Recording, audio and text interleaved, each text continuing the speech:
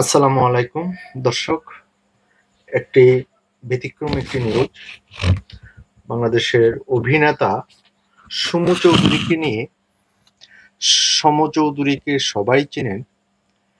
গতকাল থেকে সমু চৌধুরী ময়মনসিংহের গফরগাঁওয়ে অবচেতনে পড়েছিলেন এলোমেলোভাবে। অচেতন অবস্থায় পড়েছিলেন। তো এখন পর্যন্ত আজ পর্যন্ত এখনো সমু চৌধুরী ওই এলাকায় একটা মাজারের পাশে একটা গাব গাছের নিচে অচেতন অবস্থায় পড়েছিলেন। ওনাকে সবাই উদ্ধার করে। সমু চৌধুরীকে চিনে না কে বলেন? সবাই চিনে। কিন্তু রাত হয়ে গেল, রাত পর্যন্ত উনি ওই মাজার এলাকা ছেড়ে কোথাও যাবেন না বলে উনি বলছেন। তো বিস্তারিত শুনে চলেন। মাজার ছেড়ে কোথাও যেতে চাচ্ছেন না সমু চৌধুরী। ময়মনসিংহের গফরগাঁও উপজেলার মুখী শাহ মিসকিন মাজার এলাকায় বৃহস্পতিবার 12 জুন দুপুরে দেশের খ্যাতনামা অভিনেতা সমু চৌধুরীকে অস্বাভাবিক অবস্থায় পাওয়া যায়। বেলা গড়িয়ে রাত হয়ে গেল, এখনো তিনি মাজারেই রয়েছেন। মাজার ছেড়ে কোথাও যেতে চাচ্ছেন না। পাগলা থানার অফিসার ইনচার্জ ফেরদৌস আলম সত্যতা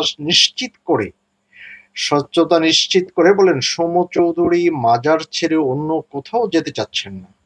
বলছেন মাজারে এসেছেন, মাজারেই থাকবেন তিনি। এ কি একটা অবস্থা! মাজার ছেড়ে না যাওয়ার কারণ সম্পর্কে জানতে চাইলে পুলিশ কর্মকর্তা বলেন, ওনার মানে সমু চৌধুরীর কাছে নাকি মাজার ভালো লাগে। মাজার ভালো লাগারই কথা। মাজারে তো আর যেমন তেমন লোক থাকে না। মাজার তাদেরই হয় যারা যারা ওলি আল্লাহ, আল্লাহর বন্ধুদেরই মাজার হয়। যারা আধ্যাত্মিক জ্ঞানের অধিকারী, আধ্যাত্মিক পাওয়ারের অধিকারী যারা।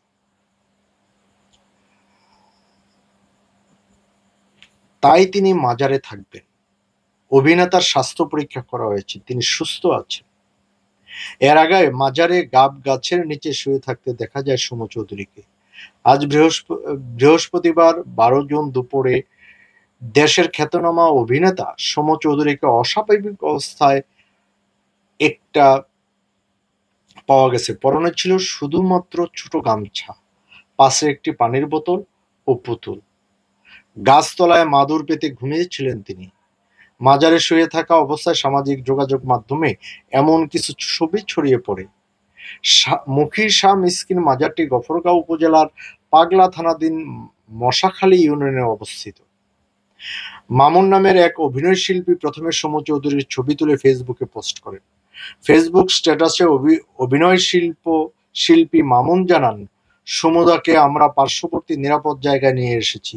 ওনার মানসিক ও শারীরিক অবস্থার উপর ভিত্তি করে যত দ্রুত সম্ভব আমরা ঢাকায় নিয়ে আসব। সমস্ত প্রক্রিয়াটি অভিনয় শিল্পী সঙ্গের বিশেষ তত্ত্বাবধানে হচ্ছে। কিন্তু সমু চৌধুরী কিভাবে ওই মাজারের সামনে পৌঁছালেন, কেন পৌঁছালেন, আর কেনই বা তার গায়ে কোনো পোশাক নেই, এ নিয়ে কিছু জানা যায়নি।